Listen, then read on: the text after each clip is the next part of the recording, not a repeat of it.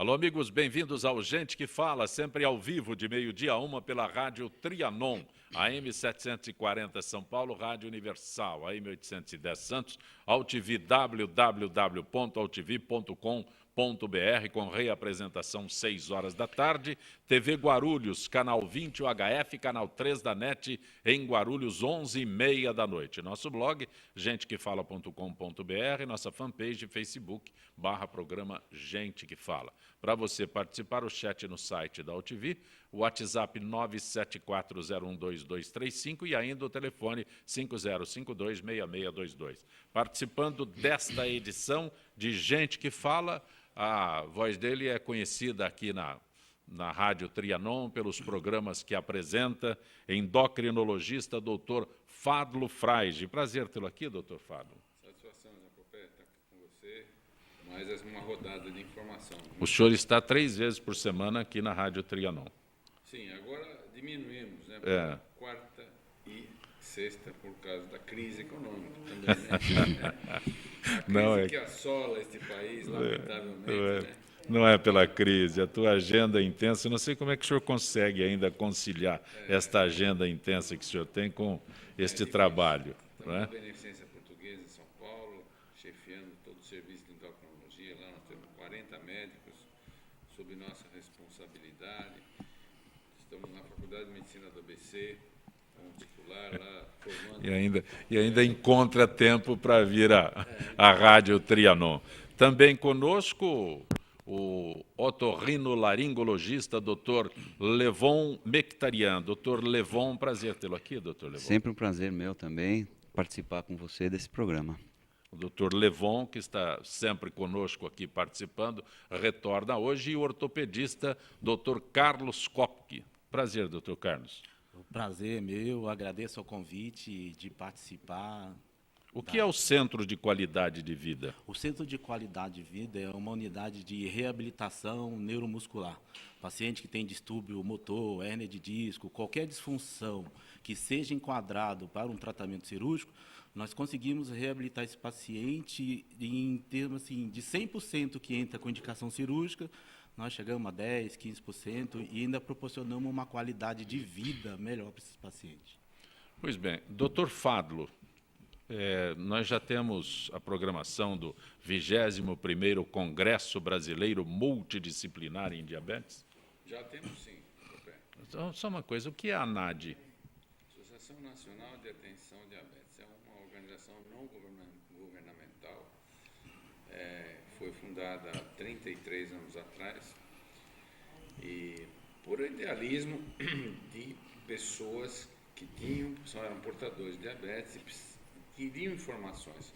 Sabe que diabetes é uma doença crônica que a pessoa, uma vez instalada, aí entre 35 e 40 anos de idade, vai ter o resto da vida. E é um processo, ou educação, é um processo que muda o prognóstico. A pessoa, sem dúvida alguma, acaba ficando mais informada. Então, a informação é muito importante.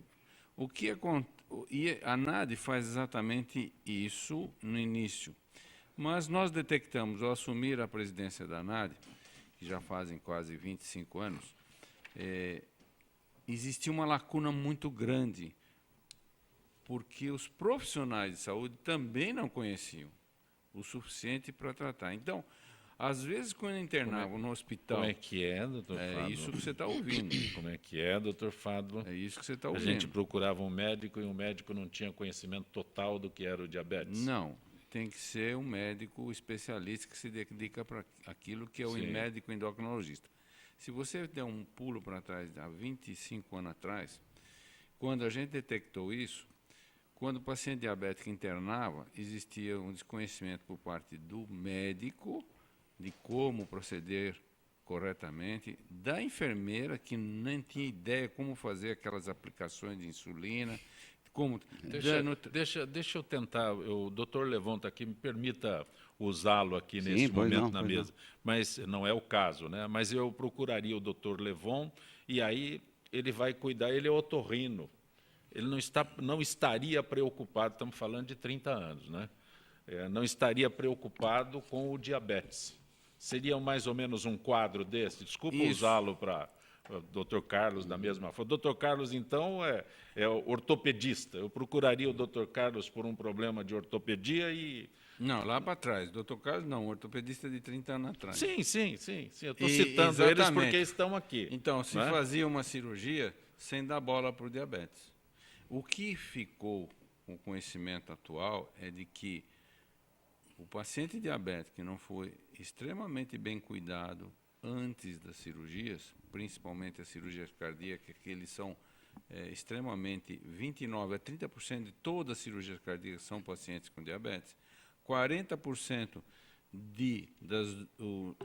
das coronariopatias são pessoas com diabetes, são estudos feitos aqui no INCOR, por exemplo, 40% dos clientes lá são pessoas com diabetes.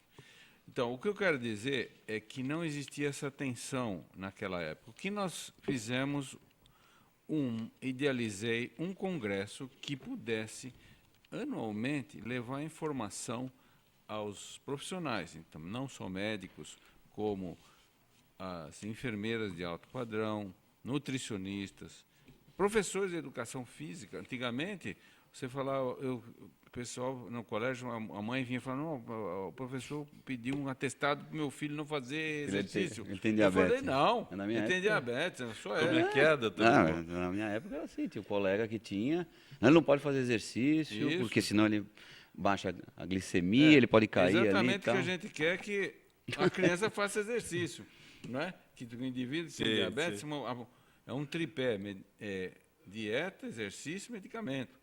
E o desconhecimento disso nos fez idealizar esse congresso que a gente faz todo ano no final de julho.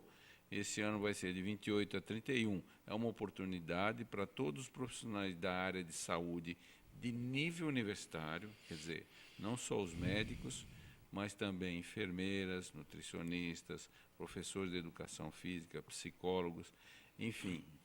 Existe uma gama muito grande de... Separadamente, nós temos aí 7, 8 ambientes concomitantes para as pessoas se atualizarem, entendeu? Perfeito. E dentro da medicina, a gente tem as diferentes especialidades. Então, por exemplo, nós temos não só o endocrinologista, nós temos o cardiologista, nós temos o ortopedista, nós temos o vascular, tem nefrologista, enfim, a gama é muito grande, porque o diabetes, infelizmente, ele tem um comprometimento universal. Né? Perfeito. Então, eu criei esse congresso há 25 anos atrás, ele está na 21ª edição, nas primeiras 2 foram cada 2 anos, e agora a gente repete. Praticamente são 23 anos que estamos fazendo esse congresso. Existe uma parceria importante da Unip, a Universidade Paulista, que através do seu diretor, o professor Nasser, José Augusto Nasser, que nos apoia nessa empreitada, né? E a gente quer dizer que, se não fosse esse apoio da Unip, nós não conseguiríamos fazer esse congresso. E a Faculdade de Medicina da ABC, onde eu sou professor lá também de endocrinologia, também nos apoia nesse sentido. Então, a ANAD capitaneia esse projeto, que é importantíssimo. E eu queria deixar aqui para vocês, que quiserem, você que é profissional da área de saúde, que seguramente lida com diabetes, né, você fazer a sua inscrição no congresso, ou então você entra no site da ANAD, que é o www.anad.org.br, né? Okay. E lá tem a informação do congresso. Doutor Levão, desculpe eu ter usado a sua Imagina. presença e a presença do doutor Carlos, Imagina. mas é exatamente isso que o programa se propõe. Quanto mais esclarecer, melhor. Vocês são profissionais extremamente competentes, né? Mas é o momento que eu posso, porque Mas acontece. Já é interessante depois ouvir o depoimento deles, o percentual de diabetes que eles atendem também. Eu queria a oportunidade para comentar isso. Como otorrino, Sim. o zumbido e a vertigem, o diabetes está por trás.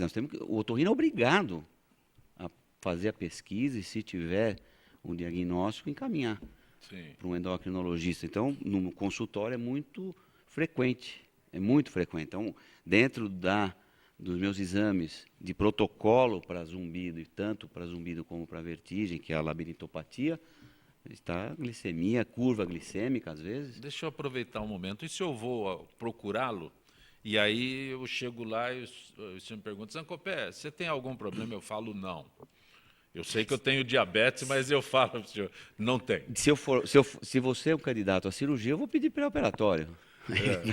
Não. E vou perguntar o que você toma, o que você usa de medicação. Sim. Se você vai na mesa, vai dar um Mas aí problema.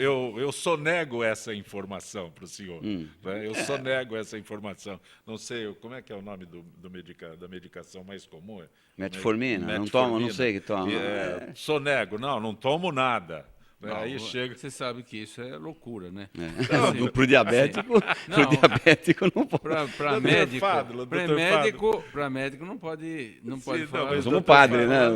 Nós somos padre. Não, mas tem que se doutor confessar Levon, com a doutor gente. Carlos, não, eu faço essa colocação, pode parecer um absurdo para os senhores que são profissionais da área, mas eu, né, como leigo, conversando com pessoas comuns, que se julgam inteligentes e que se comportam dessa forma. Vou lá no Dr. Levon para tratar de sono. Eu posso procurar o senhor para tratar de sono? O que tem a ver a otorrino com sono? Ou falta do sono, ou excesso, A não sei. medicina do sono é uma área de atuação criada pela MB há uns 4, 5 anos, dentro da otorrino, da psiquiatria, da neuro e da pneumologia. Então, eu me especializei nesses últimos 10, 15 anos como otorrino, na medicina do sono.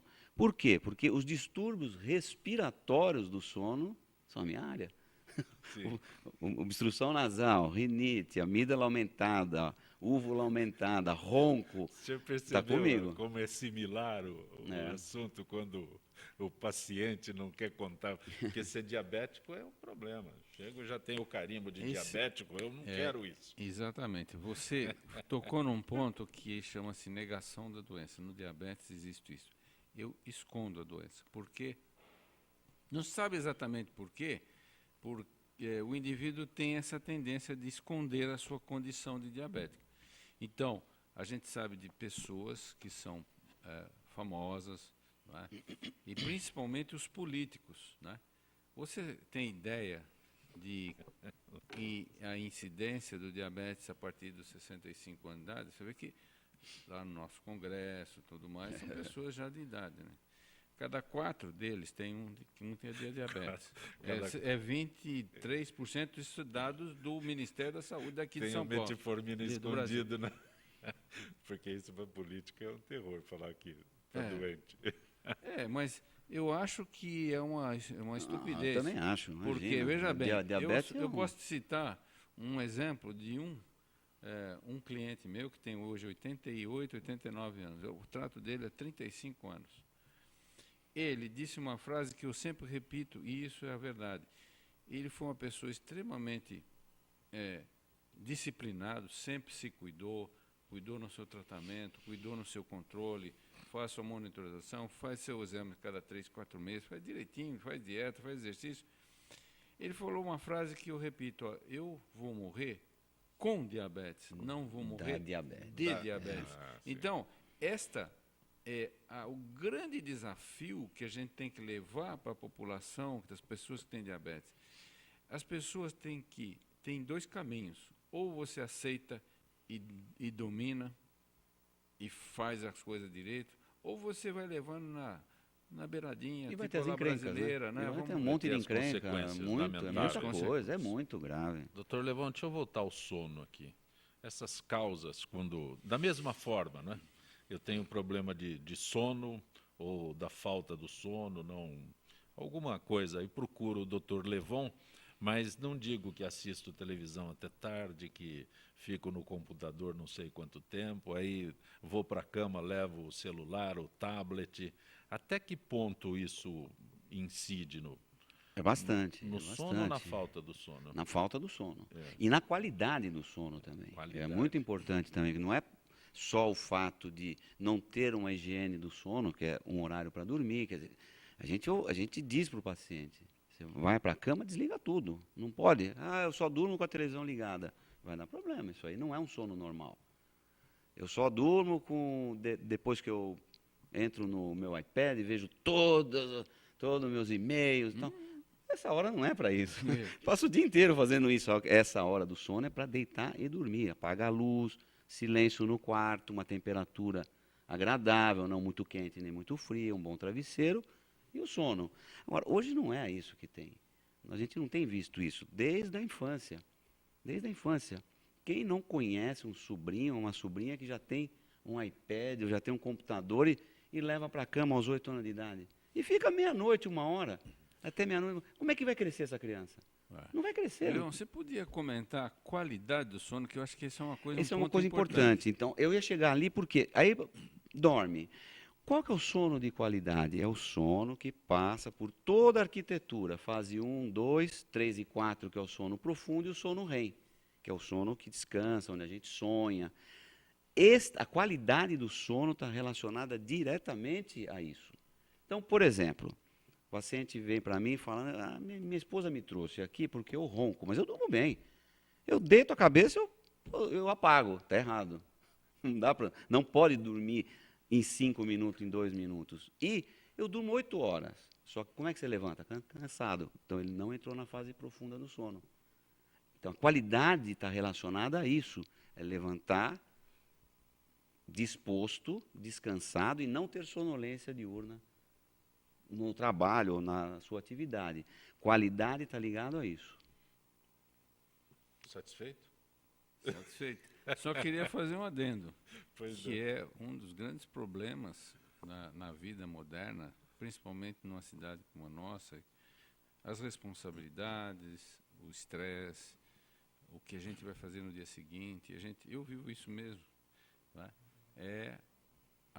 Você interfere diretamente no sono pelas suas preocupações, pelo estresse, pela qualidade de vida que a gente está levando aqui.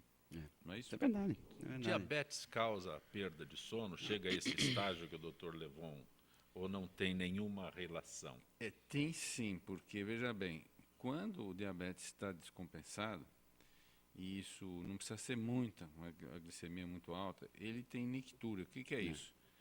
Ele precisa acordar 1, 2, 3 vezes para ir ao banheiro urinar. Então, na realidade, isso também é um dos problemas que, às vezes, a gente faz diagnóstico pela nictura.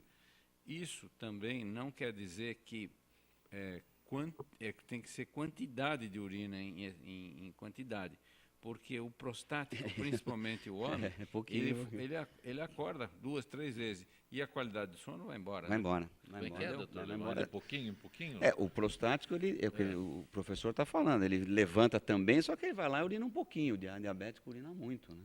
Sim. Bastante, então já... Dr. Carlos Copley. Kopke, desculpa, eu preciso de 3 óculos, né? O terceiro é para achar os 2, o de perto e de longe. Dr. Carlos Kopke. Nós temos aí um assunto interessantíssimo que eu gostaria de abordar com o senhor, que são as mulheres que usam e abusam do salto alto. Toda mulher gosta do salto alto porque dá um porte elegante, compensa algumas situações, tal. É prejudicial. Sim, o salto ele é um adendo Mais de próximo, beleza. mais próximo. por favor. O salto é um adendo de beleza, é um adorno que as mulheres usam, que realça algumas partes do corpo que chamam a atenção. Quando, numa pisada normal, nós chamamos uma marcha, existe um equilíbrio do corpo, entre o pé, joelho, quadril e coluna. Quando eu uso um salto alto, eu mudo o desequilíbrio do corpo. Eu vou projetar o quadril para frente, então eu realço a coxa, fica a musculatura mais realçada.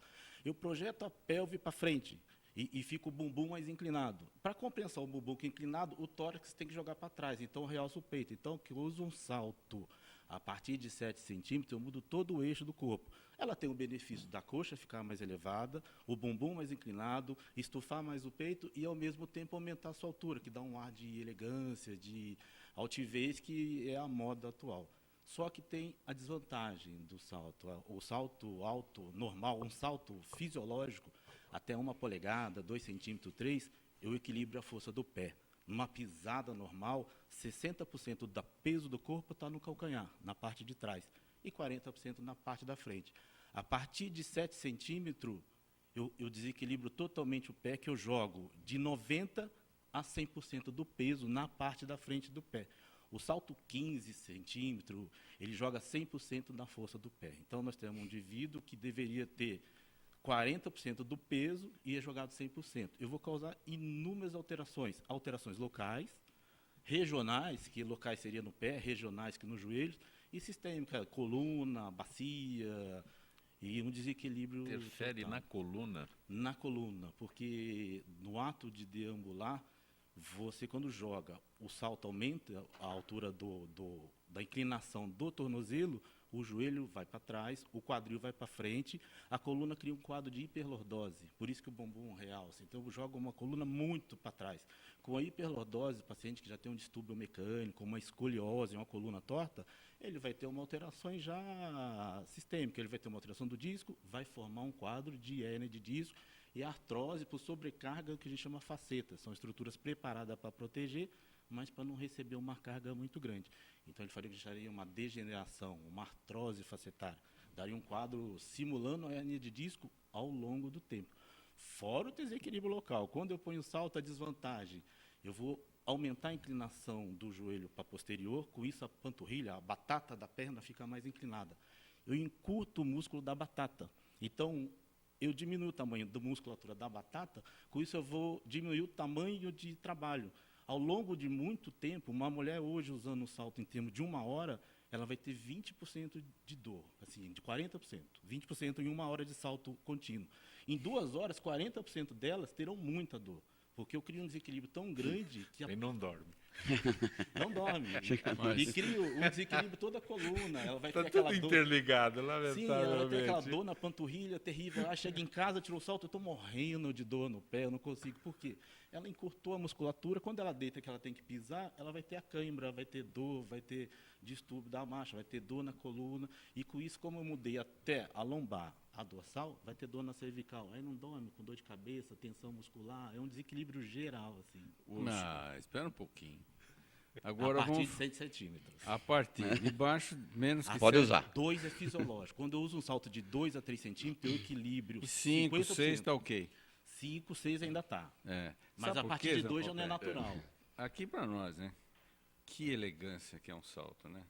Então, Mas eu comecei dessa forma. É. Né? Que As elegância, mulheres- porque na realidade, então, nós em meio termo, acho que sempre é a virtude, Sempre, né? na vida Qual é é, isso, a, né? qual é a altura? ideal de 2 a 3. Não seria o ideal, a altura que não causaria tantos problemas. 3 porque vai- centímetros. 3 centímetros. Mas 3 centímetros não é salto alto. O salto 3 alto é a centímetros- partir de 7 centímetros. Aí eu já tenho 100% de mudança do eixo do pé.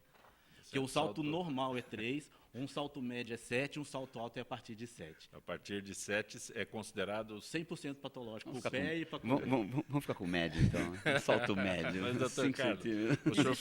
o senhor falou que tem... Isso é quando está andando, né? andando. É, porque na realidade o que acontece hoje, o que a gente vê é que as pessoas vão para uma cerimônia, vão para um cinema, vão para um encontro social, vai todo mundo de carro. E aí elas põem o salto que elas querem, porque elas vão andar do carro. Mas Ah, essas é. 2 horas que ele falou, Hã? essas 2 horas que Não ele é de calçado, é de andando. Ortostático também, estático. Ficar em Então, pé. uma Só secretária- estático Em também. pé, ficar em Uma pé. secretária que usa um salto muito tempo, que elas trabalham 8 horas com salto, ela vai ter grandes problemas no pé. Vai ter joanete, neuroma, degeneração, artrose do joelho, A condromalase. joanete, já que é um termo bastante conhecido, pode ser causado pelo uso do salto? O salto em si não. O salto projeta o pé para frente. Geralmente vem associado um estreitamento da parte, então aqueles bicos finos, e eu mudo, além de eu dar carga, eu mudo a inclinação do pé. Então é um fator que contribui para o joanete. Porque além do salto, eu fecho a frente do pé e jogo o dedão para junto dos outros. Então, para o defesa, eles vão intercalar, vão encavalar, que eles falam, o dedo está entrando debaixo do outro. Além da mudança da força, também o estreitamento do antepé. O nosso osso responde à carga. Se eu der carga, ele remodela. Tá? Então, assim, se eu der carga de constante, o osso vai remodelar. O pé vai virar, vai fazer o joanete. Porque toda hora forçando, Sim, com carga e com inclinação, o eixo muda. Porque é esse aspecto que o Dr. Fádulo se referiu, né? a marcha, o caminhar, é o Prolongado. uso prolongado, que alguém que fique de pé, Sim. né, que tenha um trabalho em que a necessidade de ficar de pé durante ele falou de que vai ao cinema, mas vai numa cerimônia Esse não, normal. onde tem que ficar de pé. Aí vai complicar. Acho que complica. Vai sentir uma dor temporária, assim. Agora, o problema é que o pessoal trabalha direto, assim, carga horária de 8 horas semanais. Não é uma pessoa que, eu vou usar no evento. Esse não faz mal nenhum. O problema é o uso constante e contínuo. É uma... Usando com o pé. Na realidade, já aproveitando falar em pé, eu queria mudar para o diabetes. Por quê? O Pé que é o diabético. pé do diabético? a Por que as principal- pessoas a falam prin- tanto de pé de diabetes? Tem uma moça próxima de casa ali, ela é, como é que é, podóloga. Então, e aí ela se anuncia lá como Pé diabético. especialista em pé de diabético. Vamos Então, dizer, eu não vou nós- lá, porque eu eu não diria sou para você diabético, que ela um, não um pode. dos pontos Esclareça, por favor. gravíssimos que existe é a amputação dos pés. Só para você ter ideia, a amputação de pé em diabetes é maior que somado todos os acidentes Sim. de moto, de carro, tudo. A amputação mais pé. Por quê? Existe dois processos. Primeiro, o processo de arteriosclerose, que vai diminuindo a circulação nas pernas, leva menos sangue. Segundo processo é a neuropatia, que é a perda da sensibilidade tátil, térmica e dolorosa dos pés. Então a pessoa não sente. Então o que acontece? Às vezes o calçado é inadequado, ou às vezes o caminhar descalço, ou às vezes o sujeito agora na parte do inverno põe lá uma fonte de calor, põe uma garrafa, põe alguma coisa, ele acorda com o pé queimado. Então, isso são situações em que levam a lesão que é difícil ser recuperada no pé por falta de sangue, por falta de oxigenação dos tecidos na cicatrização, entendeu? Então, aí Aí vem parte a que necrose, o vem senhor e o problema. doutor Levon se referiram à necessidade de exercício.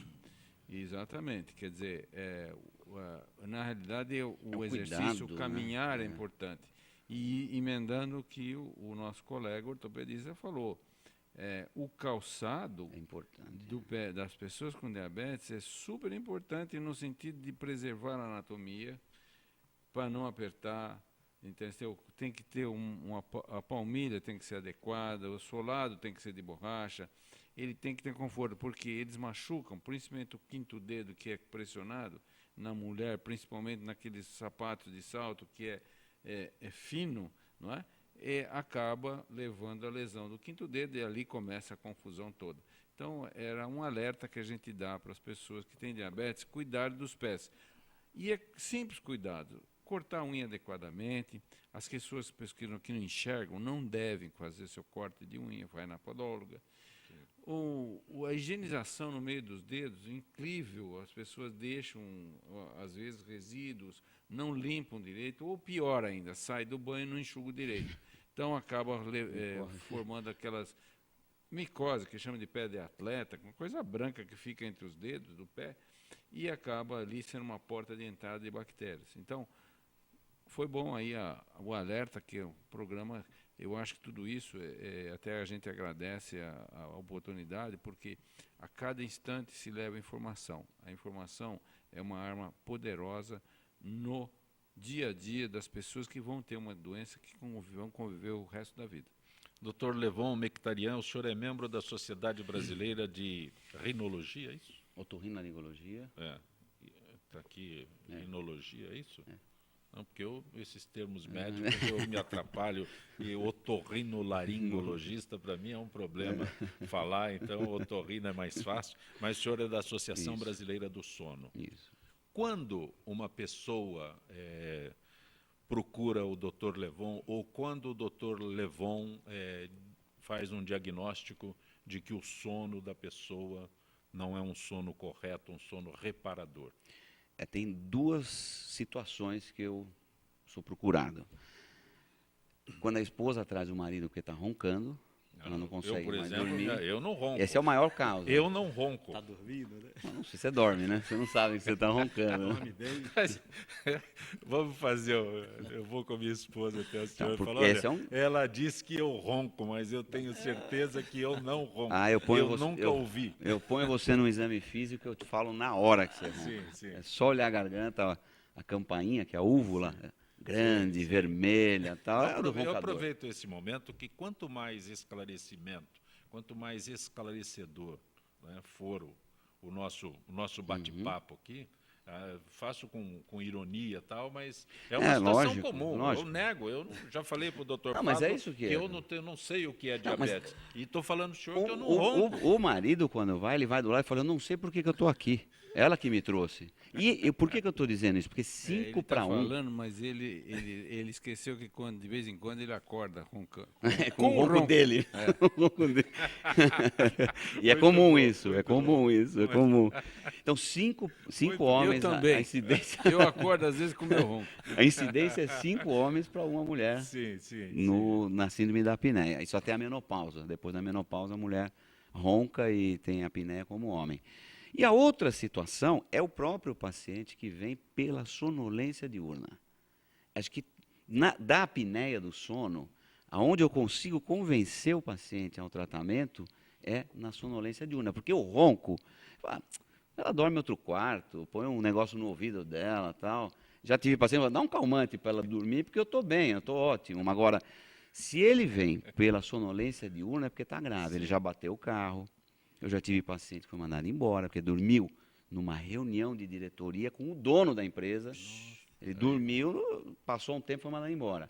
Já tive Quando pacientes. acordou, estava demitido. Já tive pacientes que, por causa desta situação, não conseguiam mais ficar, por exemplo, num quarto com outro profissional. Era um vendedor, saiu em dupla, tinha que pagar ele um quarto separado, por causa do ronco. E se tiver qualquer dúvida, a polissonografia, que é o exame de eleição, para dizer o Mas grau aí da já é apneia. um estágio. Aí é o diagnóstico. É o o diagnóstico é pela né? história clínica, pelo Sim. exame físico e exame complementar, que é a polissonografia. Então, vou repetir. Quando eu me convenço que eu devo procurá-lo, só para o senhor relembrar aí. Simples. Se você deita e dorme, mas todo dia acorda cansado e tem sono durante o dia, a qualquer momento, então eu tenho pacientes na minha sala de espera que dormem. Tá lá, Sim. estão dormindo, não é normal. Não é normal. E o que o professor falou é importante. O dia a dia, hoje, essa tensão que a gente vive, eu sempre digo para os meus pacientes, o ser humano foi feito para ter estresse. Sim. A gente tem, mas só que tem à noite, quando você vai dormir, você tem que repor as baterias. Se tiver uma boa noite de sono, você levanta de manhã e vamos para o estresse de novo. E vamos trabalhar, e vamos brigar. O que não está acontecendo é isso. É o pouco diagnóstico do problema, o baixo diagnóstico da apneia do sono que eu brigo e discuto o tempo todo. É subdiagnosticado. Hoje não, hoje a gente tem falado toda vez. Vou pegar aquela argumentação que o Dr. Fadlo colocou no início, né? As pessoas procuram um médico, mas o médico não tem nada, né? Não é a minha área. Só que, então, a outra colocação do professor foi importante. Esses momentos é que são importantes não só para os pacientes que estão nos assistindo, para os colegas. Por exemplo, hoje, acho que um cardiologista que não pergunta se o paciente dorme bem, se tem sonolência, está deixando passar. Dr. Carlos Kopp, que o senhor que é ortopedista, nós estamos falando de sono. As pessoas não dão importância ao colchão e ao travesseiro. É correto isso? Sim, sim. Qual é? Então, esclareça, por favor, a importância desses, como é que eu chamo? Instrumento, aparelho, não sei, alguma coisa assim. Desse equipamento de sono. Hoje em dia que vê, às vezes compra por moda, o design do quarto e esquece do objetivo que é o colchão adequar. Então, às vezes, um casal tem uma mulher magrinha e o marido super pesado. Eles compram um colchão adequado para um deles. um deles vão sofrer, entendeu? E existe hoje equipamentos, colchões que vão medir a densidade da espuma de acordo com o peso, os colchões de mola ensacado, que ele deforma individualmente. Então, assim, ele deforma de um lado, então o mais pesado mexe e não atrapalha o outro. Aquelas molas contínuas que mexia de um lado, o outro pulava na cama, o cara sentava, o outro voava do outro lado. Então, Sim. hoje não existe mais. E a tendência é cada vez mais sofisticar. Hoje, além dessas molas ensacadas, existe um feltro térmico, que a pessoa está frio, ele segura o calor e depois esquenta. E o colchão e o travesseiro é fundamental, assim, a postura de dormir. Então, ele deita barriga para cima, aí ronca mais, não consegue dormir, o travesseiro está inadequado. Então, o correto é assim, dormir de lado, o travesseiro na altura do ombro. Nesse sentido, assim, entendeu? Esse modismo que eu vejo o anúncio desse determinado colchão, aí acho que aquilo é bonito, vai combinar com o meu quarto, eu não estou preocupado. Não, a regra é assim, você vai na loja comprar o colchão, você deita no colchão, 3 a 5 minutos, vê se adaptou, sentiu confortável. Doutor Levon, se eu dormir, eu tenho que procurar. Se pegar no sono, você vai me procurar. O intuito é você Se deitar e pegar falar, no sono lá. Se na hora Se que eu dormir, é estiver melhor ainda, né? experimentando o colchão eu dormir, aí esse é o ideal já. Pode tenho me que procurar. procurar o Dr. Levon. Dr. Fadlo, como eu sei que eu devo procurar o Dr. Fadlo por problema de diabetes? Tem algum sintoma que salte aos olhos que evidencie o diabetes logo? Na realidade, o principal motivo é você ter na pessoa próxima à sua família uma pessoa com diabetes. Os sintomas clássicos do diabetes vão aparecer depois de 3, 4, 5 anos de evolução da doença. Com beber muita água, urinar muito, né? Emagrecimento sem causa aparente, infecções, principalmente urinárias, de pele, são sintomas que pode ocorrer, né? Ter muita fome e está emagrecendo, é um negócio esquisito, né? Come bastante e emagrece.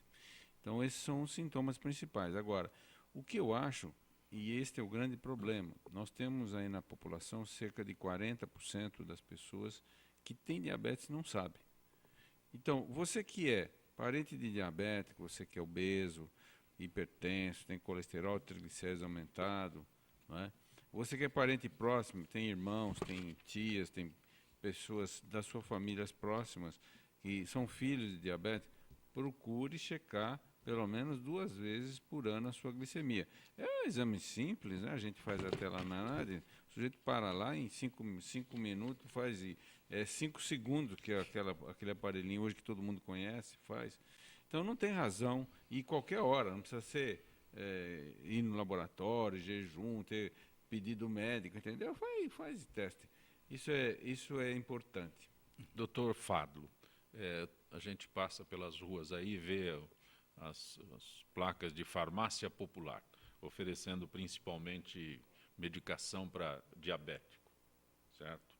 Agora o ministro, acho que é futuro ex-quase ministro, né? Agenor Álvares da Silva, diz que os recursos para a farmácia popular e para o SAMU serão suficientes até agosto. Bom, eu queria dizer uma coisa que é importante, a farmácia popular veio de um aprimoramento feito em 2004 de uma ação que eu participei no Ministério da Saúde como assessor de diabetes para o ministro José Serra, que ele foi ministro da Saúde na Fernando Henrique. Nós começamos em 2001 uma distribuição de medicamentos orais para diabetes e hipertensão nas unidades básicas. Muito bem. Veio 2003, Lula assume, 2004 o ministro da época aperfeiçoou isto, distribuindo nas farmácias comerciais os medicamentos que chamou de farmácia popular.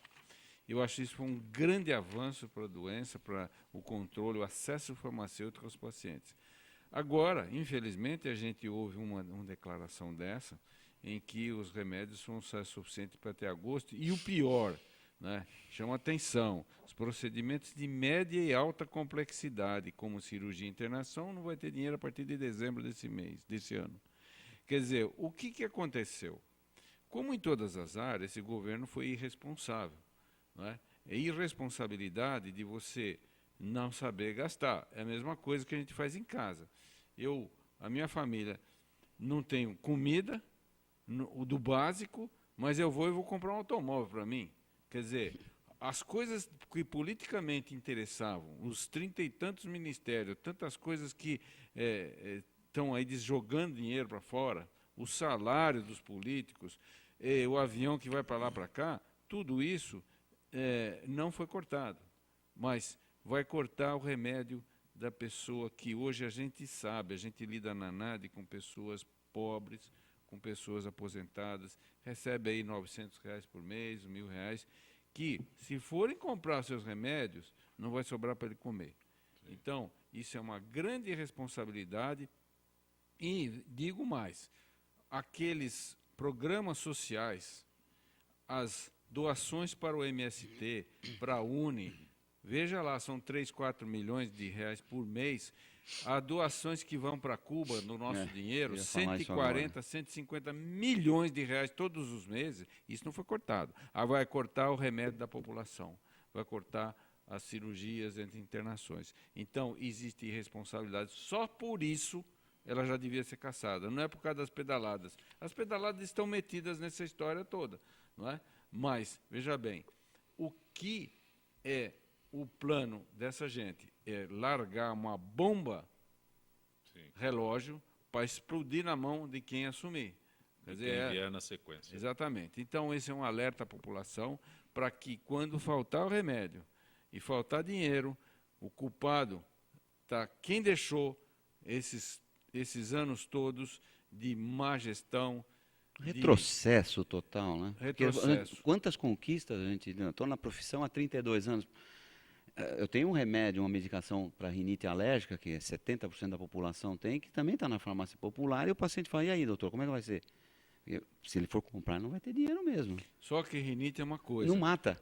Agora, eu ia falar agora deixar de tomar uma metformina... Faltar a insulina é um remédio que a pessoa que depende da insulina, se ficar 2 ou 3 dias, e vai para coma, e vai para a morte, e vai ser internado, vai onerar mais ainda o Sistema Único de Saúde. Quer dizer, é lamentável essa notícia, é uma irresponsabilidade muito grande, é mais uma coisa que deveria até ter uma ação judicial. Se isso ocorrer, nós vamos entrar, sem dúvida alguma, me considero como um precursor da farmácia popular, porque nós trabalhamos muito com o ministro Serra na mudança das insulinas animais, que aqui era o quinto mundo só existia 2 países no mundo que fabricavam insulinas animais. Eu consegui demonstrar ao ministro que a gente tinha que progredir com as insulinas que estão aí hoje.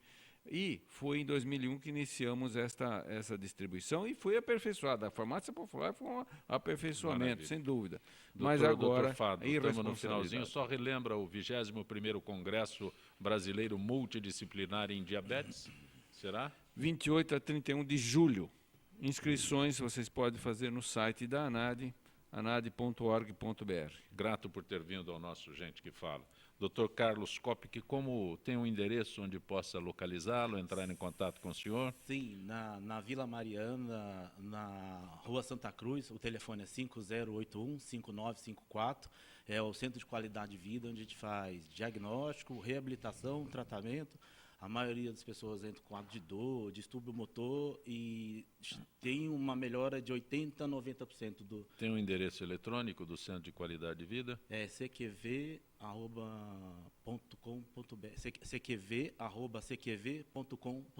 Grato por ter vindo ao nosso Gente que Fala. Dr. Levon, muito bom tê-lo aqui. Agradeço mais uma vez.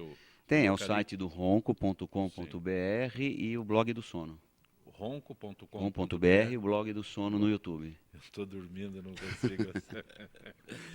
Agradeço aos senhores por ter participado do nosso Gente que Fala e ter permitido aqui que eu tivesse a oportunidade de, apesar da ironia, trazer bastante esclarecimentos àqueles que acompanham o programa. Gente que Fala tem a direção-geral do jornalista Fausto Camunha, diretora de produção Zenilda Salvato, redação Pedro Esquiavon, produção cultural Ricardo Godoy, na Rádio Trianon, Benê, Cléo Rodrigues, Neildo Neres, Ricardo Valim, na direção da TV Guarulhos, Fernando Mauro, na direção da UTV, Alberto Luchetti, na técnica James Eduardo, Marcelo Fontan, Sérgio Oliveira e Iago Matsumoto. Estaremos de volta amanhã, meio-dia. Gratos, até lá.